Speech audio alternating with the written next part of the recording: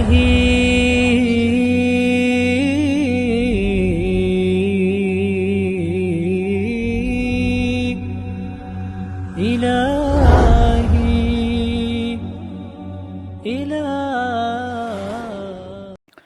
الله الحمد لله والصلاة والسلام على نبينا سيدنا حبيبنا محمد وعلى آله وصحبه أجمعين.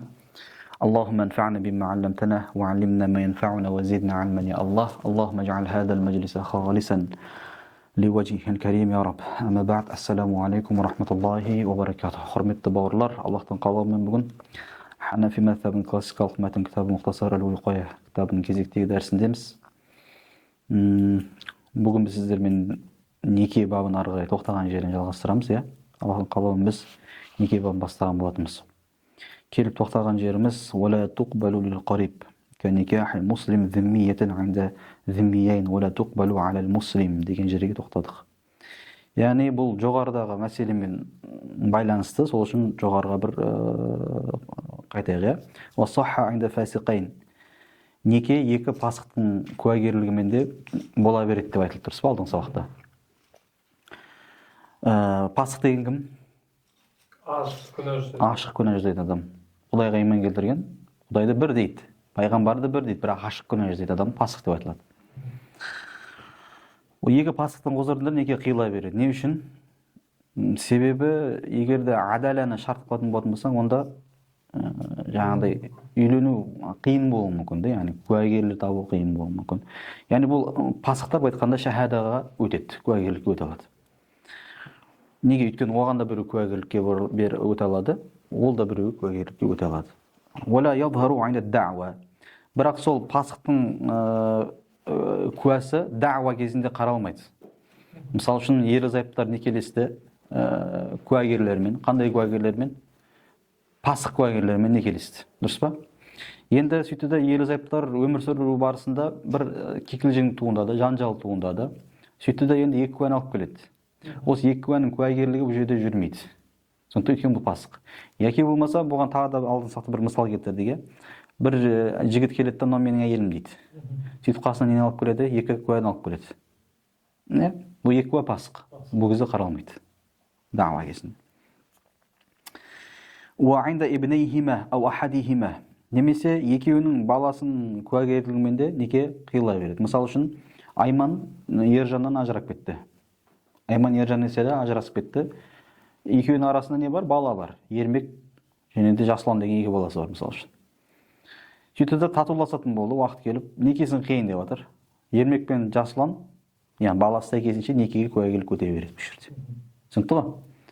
Ау ахадихима, яки болмаса екеуінің біреуінің баласымен. Яғни әйелдің бұрын екеуінің баласы бар. Екі баласы бар, соның куәгерлікке жүре береді. Уәла туқбалу лил қариб. Бірақ та олар неге өтпейді? Шахадасы жақын туысы үшін, жақын адам үшін қабыл етілмейді. Ол қалай? Мысалы үшін жаңағыдай бір кикілжің туындады. Сол кикілжіңге неке қиған кезде екі баласын алып келді, немесе әйелі өзінің бұрын күйеуінен болған баласын. Бұл кезде бұның несі екі баласының куәгерлігі жүрмейді. Неге? Өйткені бұл жерде тухма бар. Яғни бұл жерде кімді жақтайды ол? Бәрібір өзінің шешесін жақтайды. Түсінікті ғой? Не секілді ол? Кәниках муслим зиммиятын айнда зиммиейн. Мұсылманның зиммиге некелескен секілді. Айнда зиммиейн, екі зиммидің куәгерлігімен. Мысалы үшін сен, Дәуренбек, бір зимми деген кім ол? Зимми деген мұсылмандардың жерінде, мұсылмандардың амандығымен өмір сүріп жатқан өзге дін өкілі. Өзге дін өкілі. Мысалы үшін христианка. Ольга деген бір қызға ғашық болып қалдың, мысалы үшін сен. Сөйтінде сен істедің оны, некеңе алып жатсың. Сөйтіп Ольганың Андрей және де Нюша деген бір несі бар, екі баласы бар. Екеуімен не істей бересің сен? Куәгерлік өтеді екеуі, и жаңағы Ольганы сен некеңе ала бересің, мысалы үшін. Соны айтып тұрмын жерде. Уәла туқбалу алал муслим. Бірақ сол екі Андрей мен Нюша, мысалы үшін, Нюша орыстардың аттарын қалды, сол екеуінің куәгерлігі жүрмейді. Кімге жүрмейді? Мұсылманға жүрмейді. Яғни Ольгамен некелестің, некеңе алдың, сосын араларында бір кикілжің болып қалды, іс қазаға көтерілетін, сотқа көтерілетін, мысалы үшін. Сөйтеді енді Ольга не істеді? Андрей мен Иванды алып келді баласын. яғни куәгер ретінде. Осы екеуі бізге куә болғандар. Бұл жерде оның куәсі алынбайды. Неге? Өйткені кәпірдің куәгерлігі кімге жүрмейді? Мұсылманға жүрмейді. Ислами қағида бойынша. Уәл-уәкилу шахидун айда худурул муаккил. Муаккил келген кезде шахид бола алады уәкил. Уәкілі куәгерлік өте алады. Бізде мынандай мәселе бар. Некеге сен өзің барып әйелмен, қызбен некелессең болады. Яки болмаса, өзің некелесе алмайтын болатын болсаң, қарбалас мысалы үшін, сенің күндік жаңағыдай күн тәртібің өте тығыз орналасқан, вообще сенде не жоқ, уақыт жоқ, үйленуге, бизнесменсің мысалы үшін. Пәлен ана қалаға самолетпен ұшып жүресің. Енді істейсің сен, Дәуренбек Абдурахимді уәкіл қылып жібересің. Қара көз деген бір қыз ұнатып қалды, мен соны некелесуім керек, бүгін некеленсу керек, уже кешке неке түні болады дейсің, сен соны жібересің ана. Барып некелесіп келеді сенің орныңа. Яғни бұл сенің кім болды? Уәкілің. Былай айтқанда сенің адвокатың ғой айтқанда. Сондықтан мына аласашы, тыңылдап мазаны алды ғой. Сенің нең болады? Уәкілің болады. Енді осы уәкіл, мына уәкіл, шахид болады. Уәкілдіктен куәгерлікке ауысады бұл. Айында худур муаккил. Муаккил деген өкілді жіберіп қана адам, яғни сен келдің қайттан. Яғни осыны маңызды күнде мен жұмысын тастайын дедім да, қара көзді ренжітпейін, өзім бағасылайын дедім. Сен келдің, енді мынау сенің атынан некелесейін деп жатқан еді. Келіп қалған кезінде бұл куәгерлік өте алады бұл енді. Түсінікті ғой? Куәгерлік өте алады. Яғни сурасы қалай болып жатыр? Қарағандыға келдім мысалы үшін, сенің атынан некелесуге. Мен пәленшенің уәкілімін, сені Дәуренбекке, Сираж Дәуренбекке некелеуге мен келдім міне, уәкілдікті алып деп. Түсінікті ғой? Сөйтті енді куәлар бар ма деп тұр. Абдурахим куәлар бар ма деп жатыр. Қыздың қасында бірақ ер адам тұр. Куә таппай жатыр мысалы үшін. Сол кезде сен өзің келіп қалдың сол моментте. Өзің чартермен, самолетпен келдің да, мысалы үшін ұшып келдің. Куә таппай жатқан кезде не сен? Мынау Абдурахим куәгерлік өте салады бұл жерде. Кімнің қыздың қасында жігітпен куәгерлік өте. Сосын бізде имамның өзі де мешітте мысалы үшін неге қиып жатады, имамның өзі де куәгерлік өте алады. Иә? Мысалы үшін сен жаңа қара көз деген бір қызды ертіп бардың, қасында Абдурахим ғана бар, жолдас балаң. Енді некенің шарттары қандай? Екі куә болу керек, екеуі ер адам болу керек. Немесе бір ер адам, екі әйел адам болу керек. Енді сен қасында бір ғана ер адам бар. Имамның өзі осы жерде екінші ер адам болып куәгерлік өте алады бұл жерде. Түсінікті? Куәгерлікке өте алады. Не секілді ол? Кәл-уәли ин хадаратил муәллия бәлиғатан. Балиғатқа толған муәллия келген секілді дейді. Егер келетін болатын болса, уәли де шахидке өте алады деген сөз ғой. Яғни қара көздің әкесі некелеуге келіп жатыр. Керісінше, сура керісінше. Саған келді қара көздің әкесі мысалы үшін. Келеді айтады. Айналайын Дәуренбек, міне сен сөйлескен екенсіңдер, мен қазір қызым келе алмайды. Қызымның орнына мен келдім, сені қызыма некелеуге келдім десе, бұл уәкілі болады. Кімнің уәкілі болады? Қызының, өзінің қызының уәкілі болады. Түсінікті ғой? Енді некелесін деп қалған кезде қызы келіп қалды. Сол кезде әкесі неге өте алады бұл жерде? Куәгерлікке өте алады. Соны айтып бірінші жерде. Кәл-уәли, уәли секілді, ин хадратил муәллия, егерде муәллия, яғни өкіл қылып жіберген әйел, балиғат болған әйел, қыз келетін болатын болса, уәлиде куәгерлікке өте алады деген сөз. Бір уақытта екеу бола алмайды ма? Қалай? Бір уақытта уәли? Жоқ, болмайды. Осымен бізден енді некенің шарттары және рүкіндеріне қатысты болған мәселе тамам. Енді кімдерге үйленуге болады, кімдерге үйленуге болмайды деген мәселе талқылайды мына жерде. Бізде үйленуге болатын болмайтындар екі қисымға бөлінеді. Біріншісі харам муаббат, өмір бойы харам болғандар категориясы. Екіншісі харам муаққат, яғни уақытша харам болғандар. Түсінікті ғой? Ендігі жерде Мұсаниф рахмахулла бізге уақытша емес, муаббат харам болғандарды бастайды. Муаббат деген не деген сөз? Өмір бойы пожизненно не істей алмайсың деп айтқанда, үйлене алмайсың.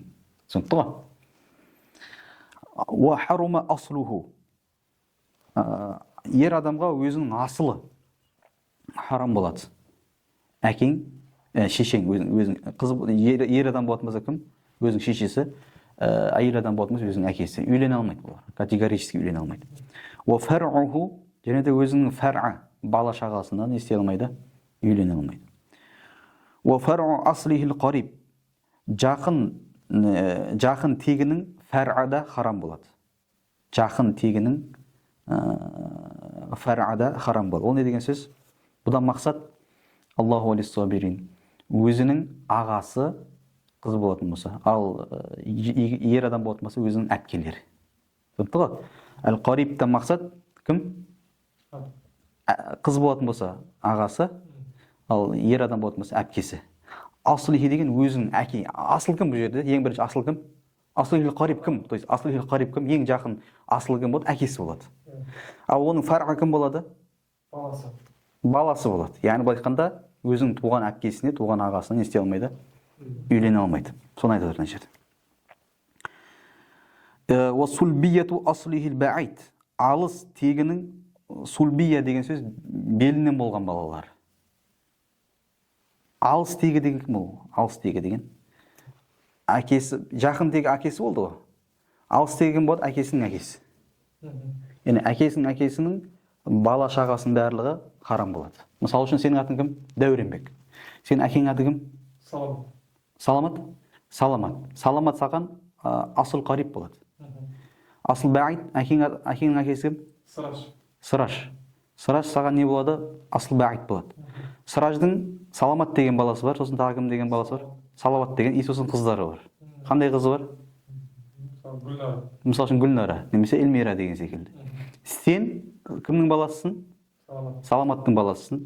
Гүлмираға, кімге? Анараға, мысалы үшін үйлене алмайсың. Соны айтып тұрмын жерде. Түсінікті ғой? Сульбия деген белінен болған бал. Яғни сенің атаңның белінен болған балдарына үйлене алмайды деген сөз. Түсінікті ғой? Ва умму заужатихи. Және де өзінің енесіне үйлене алмайды. Ва өзінің енесіне индал ақд. Немесе индал ақд. Ақд болды ма? Харам болды. Ижаб және қабул болды. Мысалы, қара көзбен үйлендің, ижаб және қабул болды. Сол сәттен бастап енең саған өмір бойы харам болды. Ол саған не қылады? Өмір бойы харам болды, үйлене алмайсың сосында. Мысалы үшін сен қара көздің жасы 18-де, енең жасы 35-те мысалы. Бұл мүмкін ба? Мүмкін, дұрыс па? Яқтамел ма уақыттары да 35-те. Болмайды ғой Қазақстан заңы бойынша, оны солмайды. Педофилия көтесің бәрі. 18 жаста үйлендің. 19 жаста қара көзімен ажырасып кеттің. Анамен үйлене алмайсың, енеңмен үйлене алмайсың. Ва бинтуха маутуатан. Және де әйелінің қызына да, яғни өгей қызына да не істей алмайды? Маутуатан. Жыныс қатынас жасаған әйелінің қызына да не істей алмайды? Үйлене алмайды. Мысалы үшін қара көздің Гүлмира деген ерік болсын. Гүлмира деген аты немен тіліме жатып қалған. Кез келген сабақта Гүлмира деп келе береді. Бар ғой маған ше. Алла. Мысалы үшін қара көздің Гүлмира деген қызы бар. Ол бұрынғы күйеуінен болған. Сенің беліңнен болмаған ол. Ерік кет, өгей қызың ғой енді сен. Қара көзбен некелестің. Некелесуіңмен саған кім қызы? Қара көздің қызы не болмайды? Гүлмира деген қызы харам болмайды саған. Қашан сен қара көзбен жыныс қатынасқа барасың, немесе жаңағы сақ келуі болады, сол сәттен бастап не болады енді ол? Харам болды. Сондықтан ғой, үйлене алмайсың, өзіңнің қызың секілді болып қалады. Сәйкесінше, кімдердің алдында орамалға жүруге болады, кімдердің алдында орамалсыз жүруге болады деген мәселелер қағида. Кімге үйлену өмір бойы харам болса, соның алдында орамалсыз жүруге болады. Махрам болады сәйкесінше ол. Махрам деген кім деген кезде де. Ал кімге үйлену уақытша харам болатын болатын болса, онда оның алдында орамалсыз жүруге болмайды. Мысалы үшін өзің бөлең саған өмір бойы харам емес. Дұрыс, ол қазақтың дәстүрінде, салт дәстүрінде ол өзінің бөлесі үйленуге өте үлкен айып нәрсе. Керісінше ол Хамбали мазхабында мысалы үшін алыстан қыз алу абзал екен да. Алыстан қыз алу. Пайғамбар саллаллаху алейхи хадистер бар, алыстан алған абзалдығы жайлы баяндап келген хадистер бар. Сол негізінде біз айта аламыз, алыстан қыз алған дұрыс дейміз. Қазақ жеті аспайынша қыз алыспайды ғой. Бұл негізінде дұрыс нәрсе, текті сақтау. Яғни бөлеңе шариғат бұл жерде сен өзің бөлеңе үйленуге болады деген сөз, үйлен деген сөз емес. Яғни біреу бөлесін үйленіп қойса, яғни шариғи үкім бойынша ол харам нәрсе істеді ма, зина істеді ма, істемеді ма? Соны айтып тұр. деген жоқ. Неге? Өйткені бөлең саған өмір бойы емес, харам болған категорияға жатпайды. Сондықтан яғни шариғат бізге не нәрсені халал, не нәрсе харам екенін баяндап береді. Ал оны соңында міндетті түрде оны сөзсіз істе деген сөз емес та. Сондықтан وَزَوْجَةُ أَصْلِهِ وَفَرْعِهِ. Және де асылының, яғни әкесі, асыл кім бұл жерде? Әкесі. Әкесінің әйелдері жоғарылап кетсе де. Мысалы үшін сенің атаң бар. Атаңның әйелі саған харам болады. Әкеңнің әйелдері, 4 әйелі бар әкең, 4-еуі де харам болады. Өлгеннен кейін ала алмайсың сен оларды. Түсінікті ме? وَفَرْعِهِ келіндері де өмір бойы не болады? Оған харам мұхаббат болса, сәйкесінше қайнатасының алдында келінді орамалсыз жүруге болады. Қайнатасының орамалсыз жүруге, өйткені ол өмір бойы үйленуі харам болғандардың қатарына категориясына жатады. Түсінікті. Ал бірақ та қайнатасы егер пасық болатын болса, қыз-құмар сондай бір қоғам деген азғындалып кетті ғой. Сондай заман болатын, сондай заманда өмір сүретін өкінішке қарай. Егер де қайнатасы сондай пасық болатын болса, орамалсыз жүруге болады. Ондай қайнатадан керісінше бөлек шығарған дұрыс. Дұрыс емес, шығару керек. Түсінікті ғой. وَكُلُّ هَذِهِ رَضَعًا. Осы жоғарыдағының барлығы емізілу жағынан да харам болады. Бұл жоғарыдағының барлығы радаған харам болады деген сөз. Сенің әйелің мысалы үшін біреудің істеді, емізді. Бұл саған не болады енді? Бала болады автоматты түрде. Оған не істей алмайсың сен? Үйлене алмайсың. Үйлене алмайсың. Сәйкесінше сенің балдарың да оған не істей алмайды? Үйлене алмайды. Өйткені ол сенің беліне шыққан бала секілді үйленуге харам болу жағынан. Түсінікті? Бұл мәселен емізу бабында кең талқылаймыз, иә? Кім үйленуге болады, үйленуге болмайды, емізу жағынан. وَفَرْعُ مَزْنِيَتِهِ. Зина жасаған әйелінің фәр'ана да үйленуге болмайды. Зина жасаған әйелінің фәр'ана. Мысалы үшін ол қалай? Зина өте ауыр күнә. Бізде енді хурмат мусахара деген нәрсе бар да. Хурмат мусахара бізде зинамен де бекітіле береді. Зина ауыр күнә. Бірақ егер біреу зина жасап қоятын болатын болса, сол зина жасаған әйелінің қызы немесе жоғарынан, яғни анасына үйленуге бола ма деген мәселе үйленбейді. Неге? Өйткені мусахара бекітілді. Мусахара неседі бекітілді. Демек, зина жасайтын болатын болса, оның қызына да үйлене алмайды. И оның анасына да үйлене алмайды.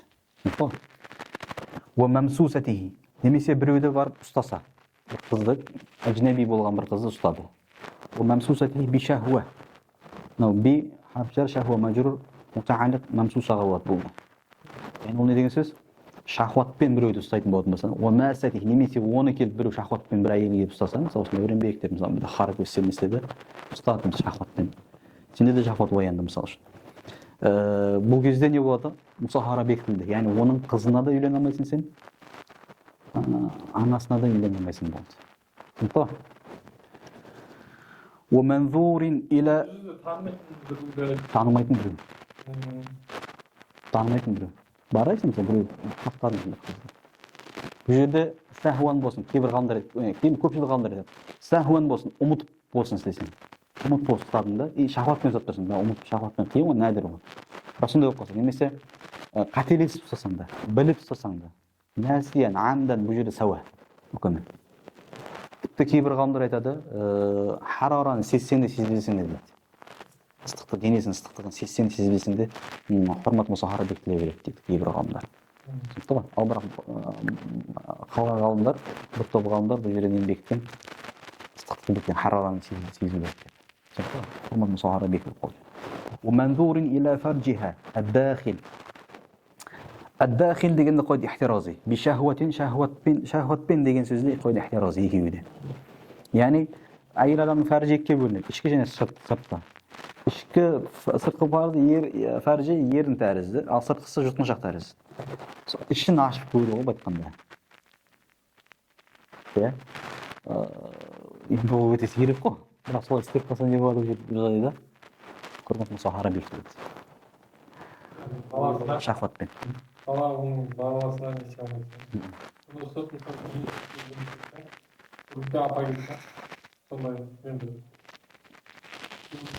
Шахватпен ұстап қараса бітті. бұл теория қойды да. Болды. Егер шахваттан қараса, қызына несе алмай қалады. Алмай қалады. Ойлау Ойлау күнә. Ойлаумен мұсахара бекітілмейді.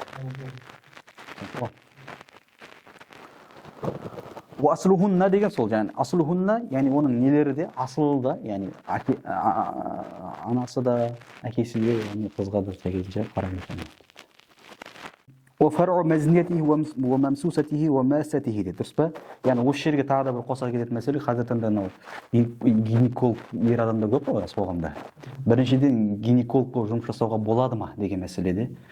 Егер де сол бір елде, бір жерде мүлдем әйел адам болмаса, оқитын әйел адам болмаса, немесе әйел гинекологтар болмаса, қабілеті мүлдем жоқ болатын болса, ол нәрсеге, гинекологияға.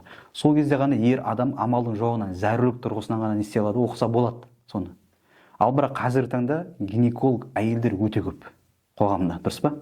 Мына жерде айтып отыр, кімде-кім біреуді шахуатпен барып ұстаса, денесінде ыстықтығы білінсе, кейбір ғалымдар ыстықты шарт етпеген, яғни денесінің температурасын сезу-сезбес шарт етпеген.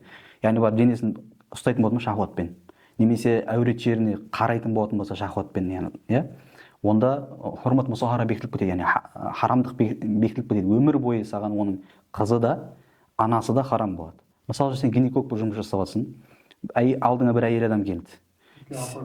Үлкен апа кіріп келді, мысалы үшін. Сен оның әуретіне шахуатпен қарап, немесе ұстайтын болатын болсаң, оның қызы саған харам болып кетеді. Білмейсің ғой, мысалы, соның қызын сен болашақта алатын шығарсың.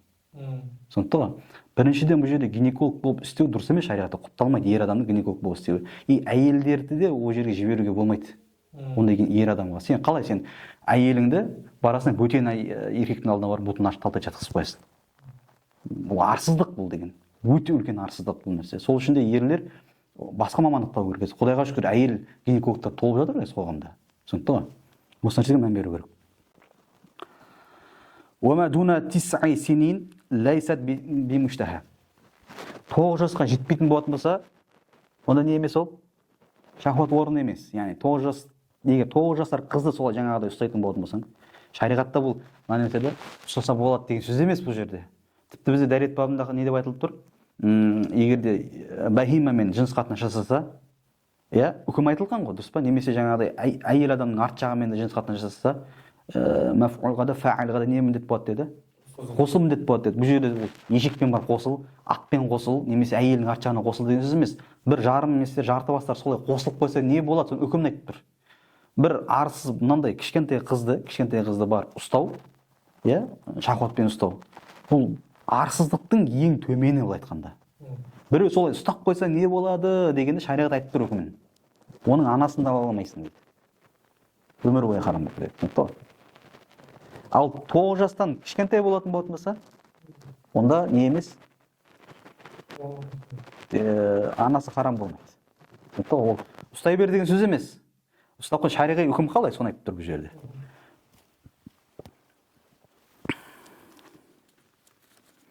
ويحرم نكاح امرأة وعدتها نكاح امرأة أيتهما فرضت ذكرا لم تحل له الأخرى. Харам қылады. Не нәрсе харам қылады? Никаху имраатин. Бір әйелдің некесі, және де оның айдасы харам қылады. Никаха имраатин. Басқа бір әйелдің некесін харам қылады. Бір әйел бар да. Осы әйел харам қылады деген сөз тият. Басқа бір әйелді алудан тият. Мына әйел тият сен. Және де әйелдің айдасы да тият. Мысалы үшін бір әйел талақ бердің, айдада отыр. Сол айдада кезінде сен басқа бір әйелді ала алмайсың. Соны айтып тұрмын жерде. Түсін бе? Никаха имраатин деген сөз басқа әйелдің некесін тият. Мына әйел, немесе оның айдасы. Қандай ол? Айятухума фуридат закаран. Екеуінің біреуін ер деп елестетілсе, лам тахиллу лаху ухра. Екіншісі соған емес, халал болмайды. Қара. Осы ибараны біз медреседе 2015-2018 медреседе оқыдым, осы Араш медресесінде. Мұны ибараны медреседен түсінбей шығып кеттім ғой. Қалай деймін да ол? Екі әйел ол, вроде әйел. Не үш жыл сен еркек деп елестетесің? Неге елестетесің ол еркек деп? Қалай елестетесің деймін да оны? Елестетсең не болады жерде деп ше? елестетсең де шығып кеткен медреседен. Сосын бар оқуға барған түсіндік қой. Яғни бұл қағида. Яғни екі әйелді бір некеге жинауға болмайтындығы қатысты қағида. Түсінсің ба? Яғни бізде екі әйелді бір некеге жинауға болмайды. Ол қандай әйел? Апалы сіңлілерді некеге жинай алмайсың. Иә? Мейлі ол күң болсын, мейлі хур болсын, айырмашылығы жоқ. Хурра болсын, айырмашылығы жоқ. Екеуін бір некеге жинауға болмайды, харам болып саналады. Яғни, мысалы үшін сен бір Гүлмира деген бір қызды істедің, некеңе алдың. Мысалы үшін, иә? Осы Гүлмира саған харамға тыяды сені. Неден тыяды сені? Өзінің сіңлісі қара көзді некеңе алудан тыяды. Қалай тиіп тұр енді? Саған ғалымдар айтады. Енді әйелмен үйлене алмайды ғой, дұрыс па бұл жерде? Қара көзбен Гүлмира үйлене алмайды ғой, өйткені бір жыныс қой. Енді қара көзді еркек деп елестеді. Сәйкесінше кім болады маған? Қара көз кімге Гүлмираға кім болады? Ағасы болады. Ағасы мен қарындас бір-біріне үйлене ала ма? Үйлене алмайды. Сондықтан да айтады, сен екі қызды некеңе аласың. Екі қыз некеңе алайын деп жатсың. Екеуін некеңе алу халал ма, харам ба? Соны білуде қағида. Қарайсың, екеуін біреуін еркек деп елестеді. Мысалы үшін, қара көзбен Жәмила деген қызды екі әйелді бір некеге алмақшысың да сен. Қарайсың, бұл екеуі маған некеге жинауға бола ма деп қарайсың, сұрақ қоясың өзіңе, елестетесің. Так, анау оның ағасы болса, қарындас болса, екеуі үйлене ала ма? Иә? Егер сондай болып шықса үйлене алмайды. Неге? Өйткені ағалы бауырлар үйлене алмайды ғой. Ал екеуі бір-біріне бөтен болса, біреуін еркек деп елестесең, біреуін қыз деп елестесең, үйлене береді бір-біріне. Бөлесі, мынау несі. Иә, мысалы, ана бір қыз бөлесі, екіншісі ер бөлесі, мысалы үшін. Екеуі бір үйлене ала ма? Үйлене алмайды. Демек оны не істей аласың сен? Бір некеге жинай аласың. Ал туған апалы сіңлілерді жинай алмайсың. Бірақ бөлеге үйлену болады дегенде біз ғұрыпта ол дұрыс емес. Бөлеге үйлену жайыз емес біздің ғұрыпта. Иә? Айтуға да болмайды оны сен халыққа. Бір өзбектер ала береді. Ала береді. Заңмен тыйым салады. Қойшы. Қанның бұзылуына алып барады негізі. Шариғатта халал ғой, бірақ шынымен де ол қанның бұзылуына алып баруы мүмкін бұл нәрсе. Барынша алыстан алған дұрыс. Ертең ол ұрыс қалсаң да қиын да, мысалы үшін қалай ал. Ол ыдыс-аяқ сылдырамай тұрмайды ғой үйде. Қиын. Иә, бір тума қиын болады. Түсінікті ғой мына жерде. Қара, юхарриму ай, яғни бұл жерде юхарримудің мақсаты не? Қайтарады, тыяды деген сөз. Юмна деген сөз. Никаху имратин, бір әйелдің некесі, никаха имратин. Никаха на жер мафулин бихи болады. Түсін ба? Мафулин бихи болады. Ненің мафулин бихи? Юхаррибу мафулин бихи болады. Ал никаху имратин кім болады наған? Фаил болады. Айятухма, сол екі әйелді бірін еркек деп елестесең, екіншісі оған халал емес. Болған әйелдің некесін, оның айдасы да және де некесі де оны харам қылады. Мысалы, айдаға мысал келтірейік. Сен қара көз деген әйеліңе талақ беріп тастадың. 3 талақ дедің. Бәйдің болсын, мейлі ражай болсын, айырмашылығы жоқ. Талағын бердің. Айдада отыр. Соның сіңлісі бар. Гүлмира деген сіңлісі бар. Некегесіне ала аласың ба? Бітпей тұрып. Неге ала алмайсың? Жоқ, қағидан сал. Біреуін еркек деп елестеді. Мысалы үшін, қара көзді еркек десең, оны ағасы болып шығады. Анау Гүлмира оның сіңлісі болады. Қарындас болады. Ағасы мен қарындас үйлене алмайды ғой. Сол үшін де айдасы харам қылады деген мақсат сол.